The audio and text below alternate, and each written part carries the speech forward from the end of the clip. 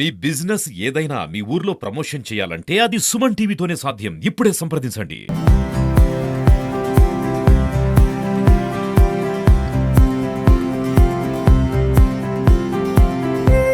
Kiran Kumar alias అగ్గిపెట్టి మచ్చ అంటే ఇటీవల హైదరాబాద్లో అతని పైన దాడి జరిగిన విషయాన్ని అతను అదేవిధంగా ఆయన అక్క సుజాత కూడా చెప్తున్నారు. అంటే ఒక టీం అక్కడికి తీసుకొని వెళ్ళి షూటింగ్ పేరుతో ఎక్కువ మోతాదులో మద్యం తాకిపించి అతని పైన దాడి చేసినట్టు, విచక్షణారహితంగా కొట్టినట్టు వాళ్ళు చెప్తున్నారు. ప్రస్తుతం వాళ్ళ అక్క కూడా మనకి అందుబాటులో ఉన్నారు.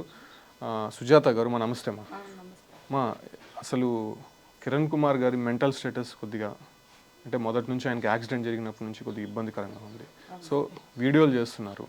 6 నెలలుగా మీరు హైదరాబాద్కి వెళ్తున్నట్టు తెలుస్తుంది. మొన్న 14వ తారీఖు వెళ్ళినట్టు తెలుస్తుంది. ఎవరు పిలిచారు, ఎందుకు వెళ్ళారమ్మా? మొన్నే సత్య పిలిచినారు సార్. వైజాగ్ సత్యనా? పెద్ద బాస్ అనేసి అంటే బిగ్ బాస్ లాగా పెద్ద బాస్ అనే ఒక ప్రోగ్రామ్ పెట్టారు సార్. ఓకే. ఇప్పుడు అతనే ఒక 10-15 మందిని సెలబ్రిటీని తోడుకు ఒక టీం లాగా అందరూ అతను పిలిచి అతనే డబ్బులు అవన్నీ చేపిస్తున్నాము. 5 రోజులు షూటింగ్ ఉంది, మీకు 20,000 ఇస్తున్నాను, 5,000 ఛార్జీలు పెట్టుకోండి, ఇది అడ్వాన్స్ మాత్రం ఇస్తున్నాను, మీరు 5 రోజులు షూటింగ్ తర్వాత మిగతా అమౌంట్ ఇస్తాము, మీరు 14వ తారీఖు రావాలా అని చెప్పి ఫోన్ చేసి చేశారు. 14వ తారీఖు ఎప్పుడు వెళ్ళారమ్మా? 13వ తారీఖు ఏమే సార్. ఓకే. 14వ తారీఖు మేము ఎక్కినాం. 15వ తారీఖున అక్కడ దిగినాం సార్ హైదరాబాద్. దిగిన తర్వాత ఆన్న మాకు క్యాబ్ బుక్ చేసి అతను వైజాగ్ సత్య. ఓకే. అక్కడ దిగిన తర్వాత అక్కడ కిలోమీటర్ 10-11 కంతా బయలుదేరేసి అక్కడ నుంచి హైదరాబాద్ రైల్వే స్టేషన్ నుంచి నేను దిగింది అమీర్పేట సార్. ఓకే. అమీర్పేట నుంచి సత్య రూమ్కి తీసుకెళ్ళారు. అంటే 7:30 కంతా అతని రూమ్కి వెళ్ళిపోయినాం. అంత 9-10 కంతా బయలుదేరాను సార్. ఆ ఫామ్ హౌస్ దగ్గరికి దొడుకు. హైదరాబాద్ నుంచి ఎంత దూరం ఉందమ్మా అది? చాలా దూరం సార్. తీసుకెళ్ళారు ఫామ్ హౌస్కి సిటీకి కూడా దూరం. అంటే ఆ ఫామ్ హౌస్ అంత దూరం మాకు తెలుసు సార్. అంటే ఆ ఏరియాలో మాకు తెలియదు కదా. అతను క్యాబ్లో తొడుకోపోయినాడు. ఓకే. ఆడ 5 రోజులు షూటింగ్ అని మాకు అన్నీ ఇక్కడ చెప్పినాడు. బట్టలు గిట్టలు పెట్టుకోమన్నాడు. ఇక్కడికి పోయినాం. ఆడకి పోయిన తర్వాత ఆడకి పోయే కొందికి 2-2:30 అట్ట అయిపోయింది సార్ టైం. మధ్యాహ్నం అయిపోయింది. ఆ టైంకి మేము అక్కడ దిగినాము. ఈ రోజు నుంచి షూటింగ్ అన్నారు సార్. 15వ తారీఖు నుంచి 5 రోజులు షూటింగ్ అంటే లెక్కేసుకోక ఆ రోజు కూడా షూటింగ్ చేయనాడు సార్. ఓకే. మీరు వెళ్ళిన తర్వాత మధ్యాహ్నం నుంచి షూటింగ్ చేయనాడు సార్. ఆ రోజు తాగిపించినాడు. ఆ రోజు షూటింగ్ గడి చేసినాడు. నైట్ వచ్చి మేము 11-10:30 లోపల కొనుక్కున్నాం సార్. కొనుక్కొని నేను నిద్ర పూసినాను.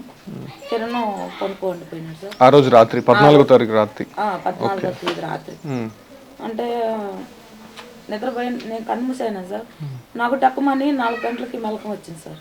అంటే రూమ్ లో మీరు కిరణ్ మాత్రమే పడుకున్నారు? ఆ ఫస్ట్ రోజు మాత్రము వేరే రూమ్ ఇవ్వలేదు సార్ మాకు. ఆ పిల్లోళ్ళంతా ఉండారు. ఓకే. అంటే నేను మాత్రం లేస్తే లేడు. లేక చూసే కొందికి 2వ రోజు మాకు రూమ్ సపరేట్ ఇచ్చినాడు. అంటే ఆ రోజు రాత్రి పడుకున్నారు కదమ్మా, తెల్లారు 4 గంటలకి మీరు చూసే కాడికి లేదా కిరణ్? లేడు. ఎర్లీ మార్నింగ్ లేడు. అప్పుడు నా దగ్గర ఫోన్ ఉంది సార్. టైం చూసినాను. చూస్తే 4 అయ్యింది. అంతే ఫామ్ హౌస్ అంతా ఎక్కితే లేడు. అవుట్ సైడ్ కెమెరాలో కిరణ్ వీడియో చేస్తున్నాడు. సరే నాకు వాళ్ళకి కొంచెం దూరం సార్. అంటే ఒక 20 అడుగుల దూరంలో కిరణ్ ఉన్నాడు, నేను అవతల ఉన్నాను. అతను పక్కన అతను చూసినాడు నన్ను. వాళ్ళ అక్కగారు వచ్చినారు అని అతను వాళ్ళకి చెప్పినాడు. అప్పటికి ఫైనల్ అయిపోయింది సార్. వీడియో చెప్తున్నాడు. చిన్న బాసు పెద్ద బాసు ఏది చెప్పి లాస్ట్ ఫైనల్లో డెసిషన్ ఇస్తున్నాడు వాళ్ళకి. అప్పటికి ఒక చేతిలో మందు, ఒక చేతిలో గ్లాసులో మందు. అక్కడ లైటింగ్ ఫోక్స్కి హెవీ లైటింగ్ ఫోక్స్ బాగా క్లారిటీ కనిపిస్తుంది అనమాట. కిరణ్ దగ్గర ఏముంది అనేది. ఈ కెమెరాలు వీళ్ళు అందరూ కలిసి ఒక 5 మంది ఉన్నారు అక్కడ కెమెరా పెట్టుకొని.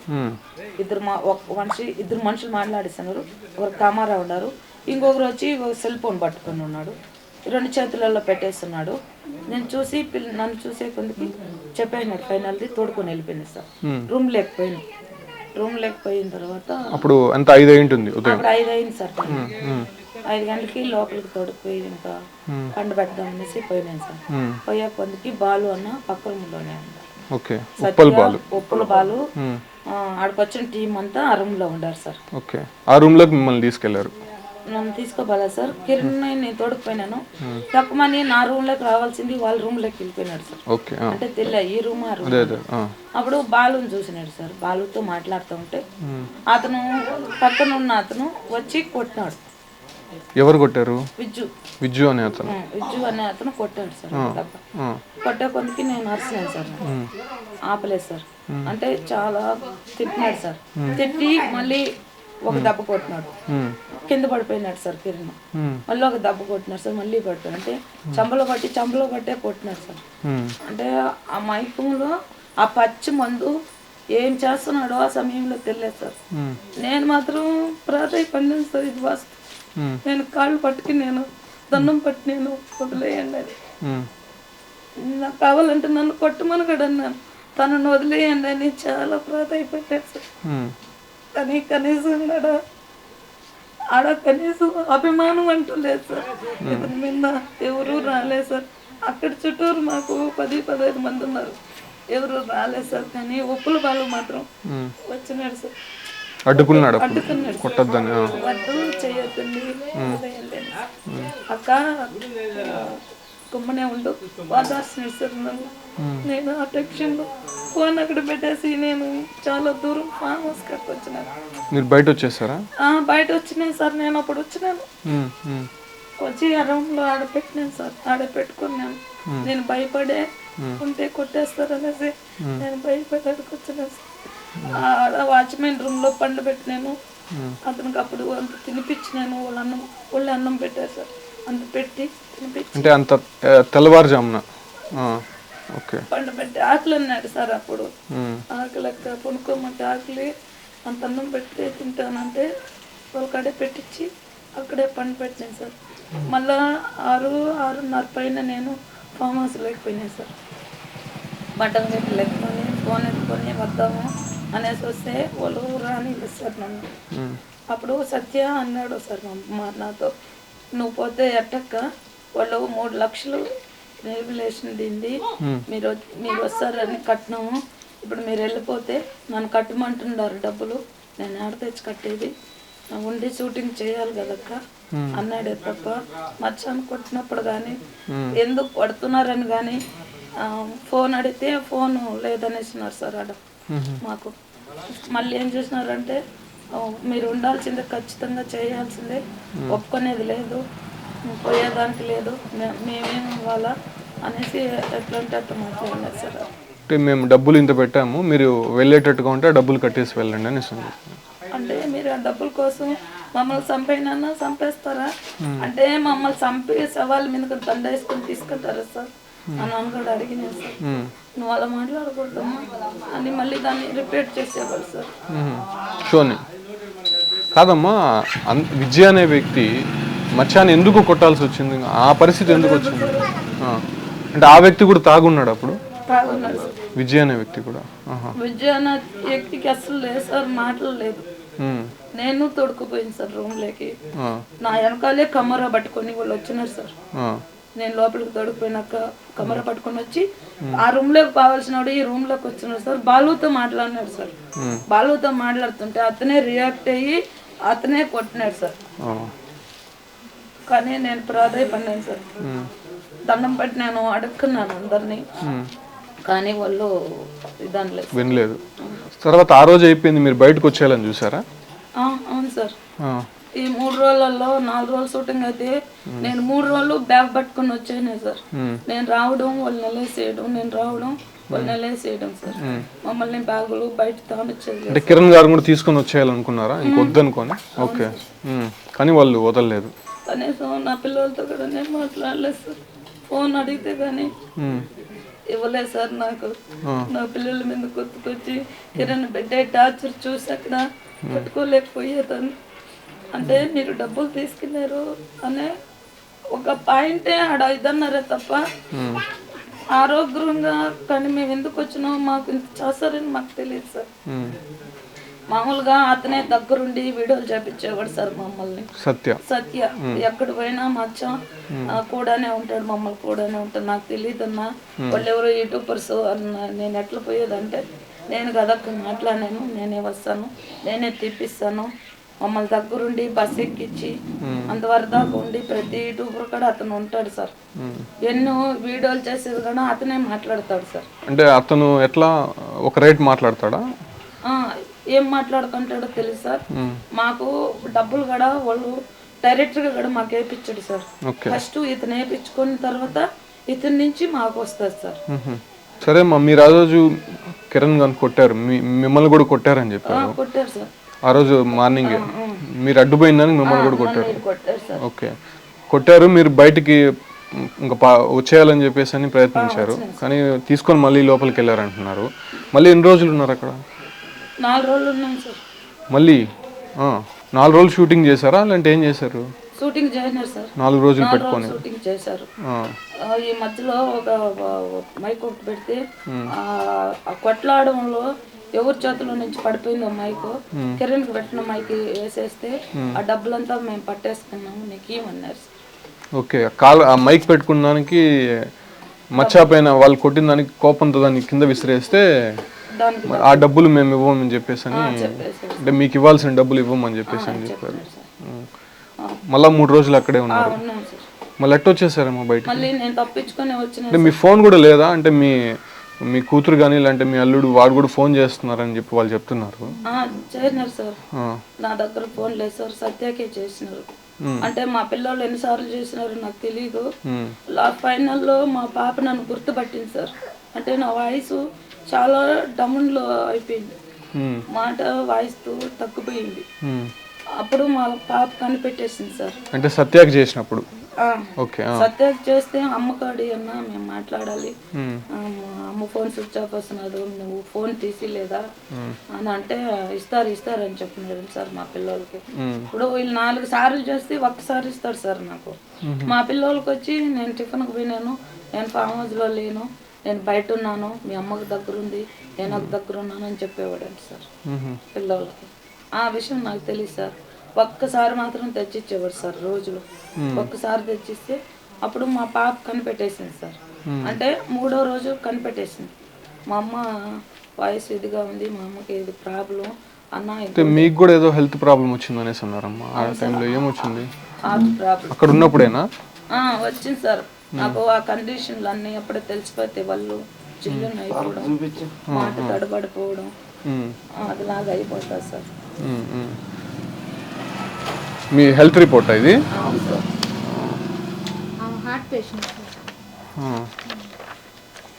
అంటే మీకు పెయిన్ వస్తుందని చెప్పినా వాళ్ళు వదలలేదా? వదలలేదు సార్.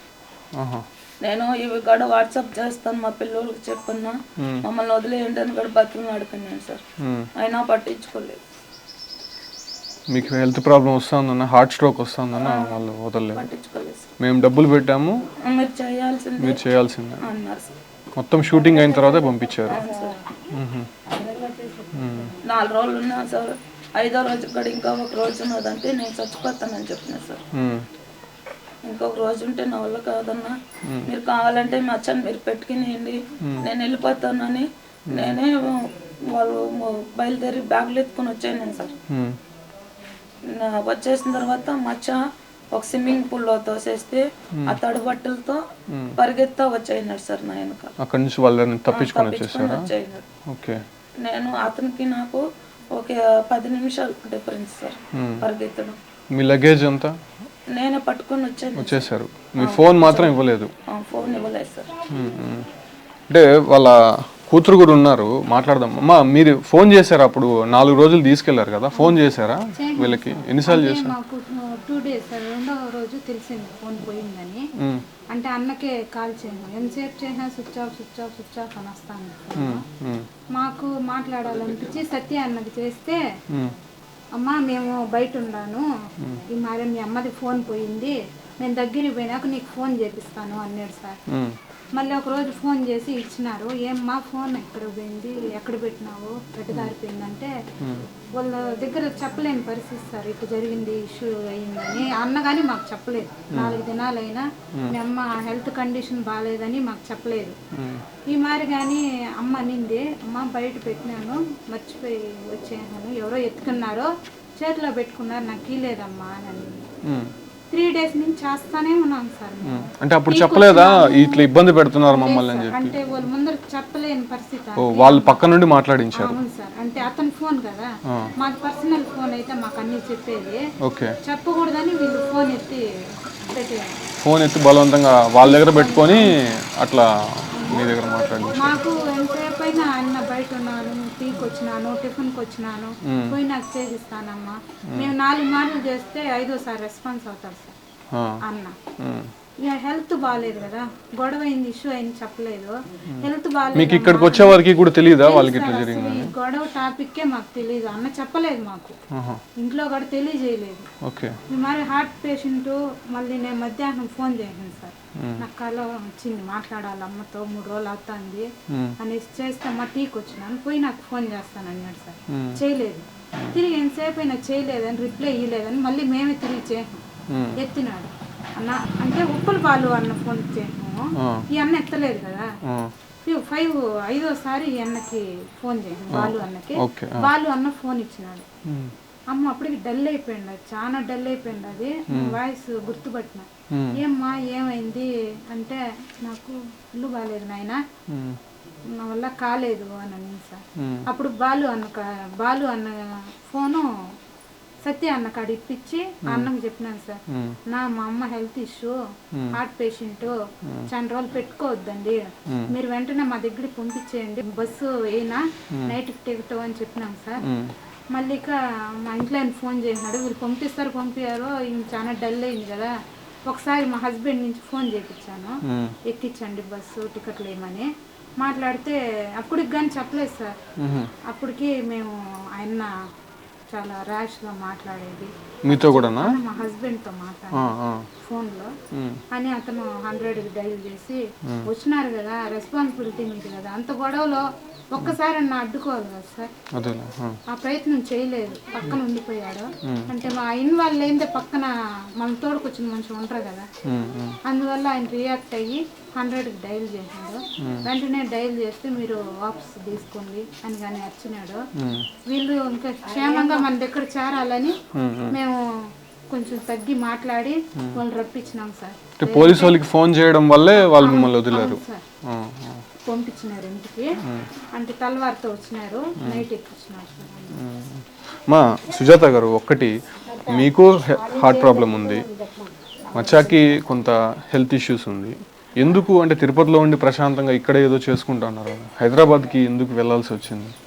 ఇంత ఇబ్బందులు వాళ్ళు పెడుతున్నారు కదా, ఎందుకు వెళ్ళాల్సి వచ్చింది? అంటే మీ మెడికల్ డబ్బుల కోసమే వెళ్తున్నారని చెప్పి తెలిసింది, ఇంతకుముందు చెప్పారు.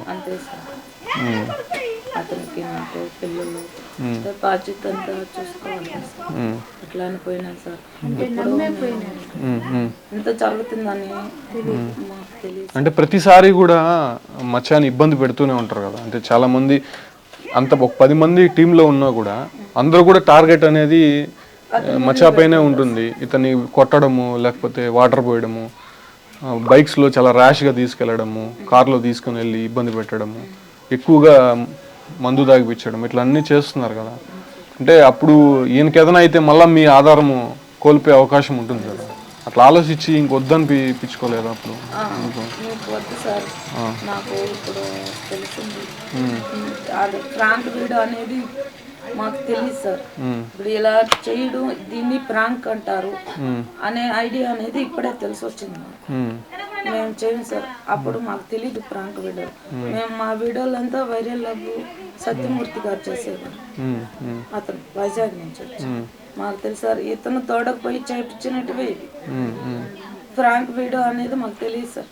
ఇప్పుడు మేము ఫోన్ కాడ మాకు వద్దును కాడ సార్. ఎవరైనా యూట్యూబర్స్ వచ్చినా మేము తిరుపతిలోనే చేస్తాం, ఇక్కడ వరకే ఉంటాం, హైదరాబాద్ వెళ్ళరు. వద్దు సార్. అంటే నిజంగా ఒక రకంగా ప్రాణాలతో బయటపడినట్టే మీరు అక్కడ నుంచి. నిజంగా అంత ఇబ్బంది వాళ్ళందరూ పెట్టారు. తప్పించుకొని వచ్చినాయి సార్ నేను. మా ఇప్పుడు అంటే ఇక్కడ కూడా వస్తూ ఉంటారు కదా, ఇక్కడ కూడా చాలా మంది ఇబ్బంది పెడుతుంటారు, మేము వీడియోస్ చూసాము. ఇంకా మిగతా మీరే దగ్గరుండి చేయించుకుంటా ఉంటున్నారు. ఒకవేళ వాళ్ళు మళ్ళీ వచ్చి మిమ్మల్ని అడిగితే, వైజాగ్ సత్య కానీ అలాంటి వాళ్ళు ఎవరైనా అడిగితే ఎట్లా మీరు రెస్పాండ్ అవుతారా? అవును సార్. అంటే ఇప్పుడు మీ ఫోన్ మీ డబ్బులు కూడా అక్కడ ఉంది అనేసి అని చెప్తున్నాడు మచ్చా, ఎట్లా మళ్ళా అడిగారా మా ఫోన్ కావాలి అది ఇది అని చెప్పి? అడిగితే నాకు వచ్చే రోజు చెప్పినాడు సార్, నేను మాట్లాడి ఒక 2-3 రోజుల తర్వాత మళ్ళీ ఇస్తాను నీకు, నేను వెంటనే ఈయను అన్నాడు సార్. మరి ఎట్లా మీకు ఇన్కమ్ ఎట్లా? కేవలం మీ వీడియోలు చేసుకొని ఇల్లు గడుపుతున్నారా? మీ ఆరోగ్యానికి కానీ దానికి కానీ? సో దానివల్లే మీరు వీడియోలు చేయాల్సి వస్తుంది అంతే. సో ఆ ఫైనాన్షియల్గా అనేది మీకు కొద్ది సపోర్ట్ వస్తే ఇబ్బంది ఉండదు అంటారు.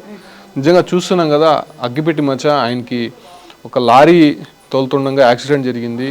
అప్పుడు చాలా లక్షల రూపాయలు ఖర్చు పెట్టి వాళ్ళ అక్క సుజాత ఆయన్ని కాపాడుకోవడం జరిగింది. సో అటు తర్వాత అతని మెంటల్ కండిషన్ని యూజ్ చేసుకుని కొంతమంది యూట్యూబర్లు అతను ఫేమస్ అయినటువంటి విషయాన్ని దృష్టిలో ఉంచుకొని ఇట్లా పాపులర్ వీడియోస్ చేస్తూ అతన్ని ఇబ్బంది పెడుతూ వస్తున్నారు. అంటే ఆయన్ని ఇబ్బంది పెట్టడమే ఒక హైలైట్గా చూపిస్తూ వచ్చారు. ఈ రకంగా తిరుపతిలో మొదట్లో ప్రారంభించినటువంటి కిరణ్ కుమార్ ఆ తర్వాత వైజాగ్ సత్య ఇనిషియేట్తో ఇక్కడ నుంచి అక్కడికి హైదరాబాద్ తీసుకెళ్లారు. కాకపోతే ఇన్ని రోజుల పాటు కొన్ని ఇబ్బందులు ఉన్నా కూడా చాలా వరకు తట్టుకొని వచ్చాము. కాకపోతే లాస్ట్ టైం వెళ్ళినటువంటి నేపథ్యంలో విజయ్ అనేటువంటి వ్యక్తి విచక్షణారహితంగా అసలు కారణం లేకుండా మచ్చా పైన దాడి చేశారు. ఆ తర్వాత వాళ్ళ అక్క పైన కూడా దాడి చేసినట్టయితే వాళ్ళు చెప్తున్నారు. సో మాకు ఆర్థిక స్తోమత బాగుంటే అసలు వీడియోలు చేయాల్సిన అవసరం లేదు. మాకు పరిస్థితి బాగాలేకుండానే మా ఆరోగ్యం, అంటే ఆమెకి హార్ట్ పేషెంట్, ఈయన కొంత మెంటల్ స్టేటస్ బాగాలేదు కాబట్టి ప్రతి నెల కూడా మెడిసిన్స్ స్విమ్స్లోనే డాక్టర్ దగ్గర చూపించుకుంటూ ఆ మెడిసిన్స్ తీసుకుంటూ వస్తున్నాడు. సో ఈ క్రమంలో కొంత ఫైనాన్షియల్గా ఎవరైనా సపోర్ట్ చేస్తే ఇబ్బంది రాదు అనే విషయం వాళ్ళు చెప్తున్నారు. నేను వాళ్ళ ఫోన్పే నెంబర్ కూడా చెప్తాను. అంటే మచ్చా ఉన్నటువంటి సిచ్యువేషన్లో ప్రస్తుతం ఆయన ఫైనాన్షియల్గా కొంత ఇబ్బందులు అయితే ఎదుర్కొంటున్నారు. కేవలం 5,000 10,000కి ఇలా ఎవరు వెంటంటే వాళ్ళ వెంట వెళ్ళి దాడి చేసే దెబ్బలు తిని అక్కడ అధిక మోతాదులో మద్యం తీసుకుని అతని ఆరోగ్యాన్ని చెడపడమే కాకుండా వాళ్ళ అక్క లైఫ్ని కూడా రిస్క్లో పెడుతున్నారు. వాళ్ళ అక్కకి ఒక కూతురు ఉంది, అదేవిధంగా వాళ్ళ పిల్లలు కూడా ఉన్నారు. వీళ్ళు కూడా ఇక్కడే ఉంటున్నారు కాబట్టి వాళ్ళందరికీ ఆధారం వీళ్ళే కాబట్టి ఇట్లా ఆమెను ఇబ్బంది పెడుతూ వస్తున్నారు. నేను వాళ్ళ ఫోన్పే నెంబర్ కూడా చెప్తాను. వాళ్ళకి ఎవరైనా హెల్ప్ చేయాలనుకుంటే సుమన్ టీవీ ద్వారా ఈ యొక్క కథనం మీరు చూసినట్టయితే ఖచ్చితంగా వాళ్ళకి హెల్ప్ చేయండి. ఒక్కసారి మీ ఫోన్పే నెంబర్ ఉంటే చెప్పండి అమ్మా. ఎవరైనా హెల్ప్ చేసే వాళ్ళు ఉంటే ఖచ్చితంగా చేస్తారు. ఎందుకంటే ఇతని వల్ల చాలామంది ఎంటర్టైన్మెంట్ పొందిన వాళ్ళు ఉన్నారు. చాలామంది అంటే నవ్వించడం అనేది నిజంగా ఒక వరం అనే చెప్పుకోవాలి. ఆ ఒక్క విషయాన్ని మచ్చా ద్వారా చాలామంది కూడా, అంటే ఆయన ఒక వీడియో పెడితే కొన్ని లక్షల్లో వెళ్తున్నాయి కాబట్టి చాలామంది కూడా ఆయన ఇబ్బంది పెట్టాలి అనే విషయాన్ని మాత్రం ఇట్లా తీసుకొని వెళ్ళి చేస్తూ ఉంటారు. సో మీ ఫోన్పే నెంబర్ చెప్పండి. ఎవరికైనా సహాయం చేయాలనుకున్న వాళ్ళు ఖచ్చితంగా ఆయన ఫోన్పే నెంబర్కి మీకు తోచినంత డబ్బులు వేయాలని చెప్పి కూడా సుమన్ టీవీ కోరుతోంది. ఒకసారి మీ ఫోన్పే నెంబర్ ఉంటే చెప్పండి. 91103224. ఏమొస్తుందమ్మా పేరు ఏమొస్తుంది?